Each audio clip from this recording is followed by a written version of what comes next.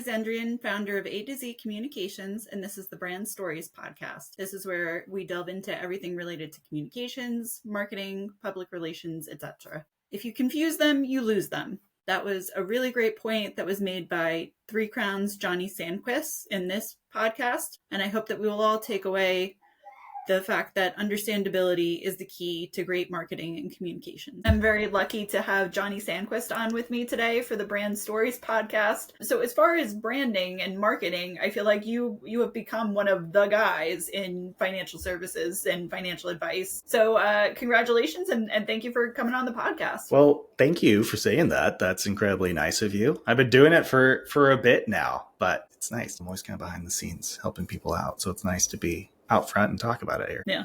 Although I hear you, right. I'll be behind the camera telling you what you ought to do and how you ought to look, but I don't really want to be in front of the camera. Yeah, absolutely. I host podcasts too, and so I like to be the one asking the questions of other people. So we're flipping the tables here. Yeah, thank you for letting me put you in the hot seat. Yeah, you bet. I'm excited to do this. Good. As far as first question, what is your favorite brand and why? Okay, this is a tough one for me. And you might think it's because I have too many brands, but it's actually, I don't. I talk a lot about, hey, here's how to make people love your brand and remember you. Mine are very few. So I'd probably say for me, it comes down to, I'm actually going to say two brands. So one is Yeti and the other is Fender. There's certainly an aesthetic quality to both that I find appealing, but they're more about just the quality of the company and what they stand for, right? I love going camping. I love the outdoors, being out in nature, being on a mountain is my church. And so Yeti is the brand that I love. It's what we buy. It's what we use for our gear needs, right? And then Fender is the same thing. For guitars, that's my Fender Telecaster is my favorite guitar, and it's what I have, and it's what I've played for a long time. It's about the quality and consistency of both of those brands that's appealing to me. Very nice. So taking that theme, how do you work with your clients to ensure that they have that kind of quality that will inspire the brand loyalty a la a Yeti and a Fender? Oh, it's such a fascinating through line when you're working with companies on brand, because brand does not stop with a logo or with a website, right? Brand truly is what's the experience people get when they interact with you, and what do they remember, what do they take away, right? Yeah. You try to create the framework within which a client or a prospect experiences your brand, but then they ultimately own it as a result of that experience. So you can only dictate so much. So really, when I'm working with companies, my primary concern and what I'm working with them on is, do we have a very clear, consistent, cohesive message that speaks to the people we want to work with and talks about their problems and how we can help them out with those problems. But then the back half of that is, we really have to talk about, okay, does our client experience support this? Or really, another way of thinking about it, how do we take our internal processes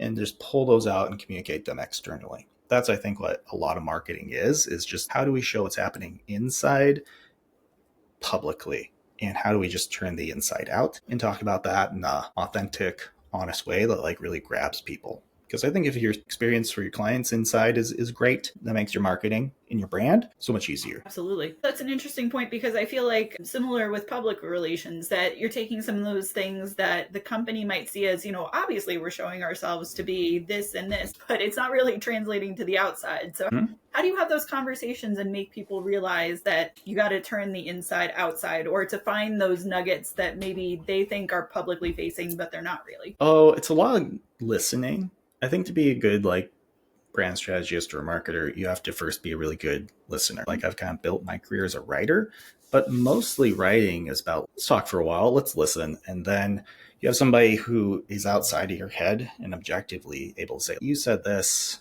or you do this, that's really fascinating to me, and we need to pull that out and discuss that more. So, right, for me, it comes down to, I think there's nothing more impactful than just conversations like that.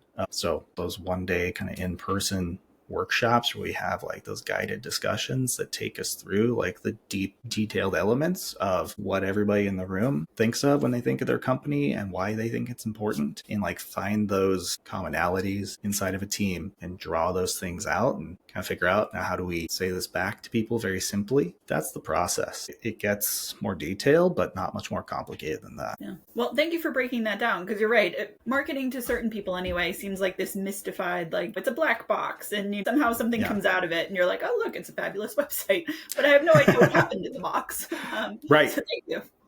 Yeah, I mean, there are, even to me, like there's black box areas of marketing a little bit, right? Like there's very technical areas you can get into, and that's just more for the marketers to do, right? Like, and then like when we're talking to advisors or business owners in a podcast like this, right? It's more about like, let's talk the brand level, the strategy and positioning and stuff, and then you set the content strategy or whatever it is. But you guys don't need to worry about like the metadata and like the hierarchy that we have to build the website with for LLMs to figure it out, things like that. So there's those technical elements just like there are in like quants or whatever, but it's just right. Yeah, totally. Well, so I want to get back to AI in a second, but before I forget this question, I feel like it's great that you've married the marketing and the writing, because there are some cases where people do the marketing strategy but then pass it off to a writer. So how do you feel like that strengthened the work that you do? I guess I've been on all sides of that. There's engagements I have where I come in and help with strategy and then give that playbook over to somebody else to execute. There's times when I'm doing the end to end, and there's certainly been a lot of times where I'm just the writer who comes in at the end and takes the strategy and brings it to life and gives it a voice. So I think what's the most important side of that from a writer's perspective is I think companies have to get like really clear and understand on like a one sheet type of format, what's our voice and where are the problems that we're solving. I think that a lot of companies spend a whole lot of time, probably too much time, figuring out what are all the benefits of our services and not enough time on like what are the problems that we're solving, like why those benefits in the first place. And I think whether you're in strategy or writing, having that with extreme clarity sets you up for success from a communication perspective. Absolutely. So getting back to LLMs, how do you feel like your work has changed in light of AI? Are you sort of abandoning SEO? Are you leaning more into AI and doing both? How have things changed for you? So I think SEO is more important than ever. I think you see some people who just want clicks who are talking about how SEO is dead. And I think they're either misinformed or they just want to play the media darling type of thing because they'll get a reaction. There's a lot of talk about what SEO is now, AEO or GEO or all these like new terms about like search everywhere, right? The truth is search is across channels. Like search is not just Google or Bing. People go to Instagram to search. People go to Reddit. People go to YouTube to search. I think all of those places are where to put your focus and figure out like which of these channels makes sense for us, because those channels are what feed in to an LLM. And this is where I can get into the technical side. There's like text files you can put on your website to have all LLMs like point to, right? But for the most part, they're just aggregating data. And so they're trying to look to like high trust sources to aggregate their data from, which is why you see a lot of people talking about the growing importance of Reddit, because like even if you just go do a normal Google search, like Reddit is almost always like in the top 5, right? This is why PR is super important, because AI is not just going to look at your website and pull you back like off a key phrase like old school SEO. It's going to say like, where's the authority sources? I'm going to look to publications. I'm going to look to like community forums and see like where brands are getting mentioned and kind of aggregate my information through that process, not just a strict kind of like keyword based approach. SEO's evolving and expanding, but like the basic principles of, do you have something compelling to say? And like, where are you saying it?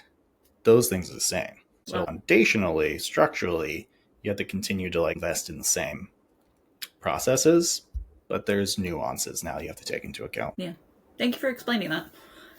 So as far as Reddit, because actually you're among the first people that I've had on who's talked about it, how do you leverage that for your clients? God, not well yet. But it's something that like we're exploring, especially for like the fintechs that I work with. There's some very active Reddit threads for like wealth management, or threads, subreddits, like the CFP subreddit. And I think there's even a fintech one. Some of the specific names of them escape me right now. But the thing about Reddit, it's not like your typical social platform. It's not like you're going to go in there and be like, check out my latest blog. You're going to get downvoted and no one's going to like you. So it's just like, this is a community forum to engage in a real person and not just like a shill or a salesman for your company. And so if you want to be present in those places actively, you have to take more of that approach. Like, it's certainly the long game. We're supposed to be building relationships anyway through marketing and communications. So it's just taking that at face value and not using it to like really just nakedly promote yourself, but like be an invested member of that community. It is doing more with ads, and that is a definite growing ad channel. That's something I'm just researching at this point, not running any of those ads actively. I think that's going to be more important, but I think it's going to become an important channel for people to figure out. At the same time, I think not a lot are going to figure it out. Yes, agreed. Like, it's a higher barrier to entry. Which, I mean, then makes it that much more valuable, like you said. So, I mean, the same way that getting a piece in the Wall Street Journal, that I wish it was that easy. Yeah, in SEO and AEO and whatnot will do that much better because highly trusted and very well read and whatnot. So yeah, absolutely makes sense. Yeah. So I'm going to be interested to see how that evolves and does more. I mean, I used to use Reddit quite a lot years ago on like the fiction writing communities, being part of those groups. And so I had some familiarity from that standpoint. But from like a business use standpoint, now just, over like the last year or two, it's really beginning to get on fire, I guess, or a lot of people are aware of it now. Yeah, absolutely. So what are some of the trends that you're seeing in marketing this year, and what do you kind of anticipate might be coming for next year? So a lot of my work is done on the B2B side. So it's a little bit different maybe than like what some B2C perspective might be. I think specifically in the wealth management arena, a lot of it always comes back to foundational things. I think you're seeing a resurgence in in-person communication. I think especially if like you're B2B, having that kind of physical presence, like at industry conferences, see positive ROI for nearly everybody from having that activity. And I think those in-person elements, especially as AI grows and adapts and evolves, are going to just become even more important. It's as you find it hard to trust your eyes with like different things. It's like seeing someone in the flesh. That's just going to become a really important trust building mechanism. LinkedIn is a very beneficial place to be. If you're on B2B, LinkedIn's kind of the place to be right now. X is kind of dead to me. Facebook is dead to me. So Reddit and LinkedIn are kind of like the two places where I'm investing like my energy. At the same time, LinkedIn's also becoming flooded with a bunch of AI crap. And so you, again, if you can say authentic things and show yourself, that's where you can really get an advantage there. And of course, we have to talk about AI, right? I feel like that is the entire strategy of some of these startups is just be like, we are AI, but figuring out how to add that in a way that like actually does real things and like saves time. So just like adding new buttons to click, which that's what some of the companies seems like they're doing, but some others are doing it well. That is another frontier where I see some positive traction. You're right. It does seem like because everybody's figured out that AI is the buzzword for now, that people are just doing it kind of for the sake of it or to say that they're doing it, but they're not really doing it, versus you're right, authentically doing it in a way that's actually helpful. So fingers crossed we'll see more of that next year, but we'll see. I hope so. And I think like anything, it'll weed itself out. Yes, good point. So for anybody who's listening to this and is saying, you know what, Johnny's inspired me, I really want to get my brand to a point that either he would want to work with me or that he would just be proud of. What do you feel like is that first step that somebody ought to be taking? Well, it has to start with the words you say. It is the message that you're communicating. There might be some designers who disagree with me, but I do think that words over visuals.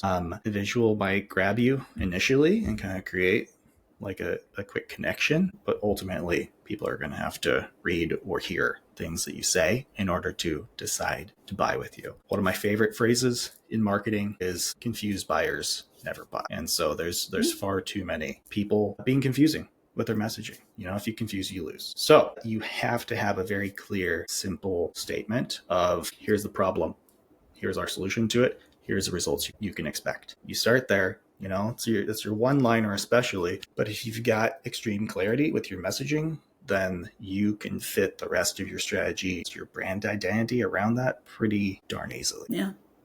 So just to touch on that a little bit more, the confusing portion of things. So do brands know because their sales are lackluster, or what is a better way to figure out if your brand is confusing, going to somebody totally outside of the industry and saying, you look at my website, let me know what pops out? Like what's a good way to figure out if you're in the confusing versus the not confusing? I mean, definitely sales are always going to be a good indicator. If people come to your first meeting not really understanding what they're getting into or what you do, that's another good indicator that you're not doing enough communicating up front.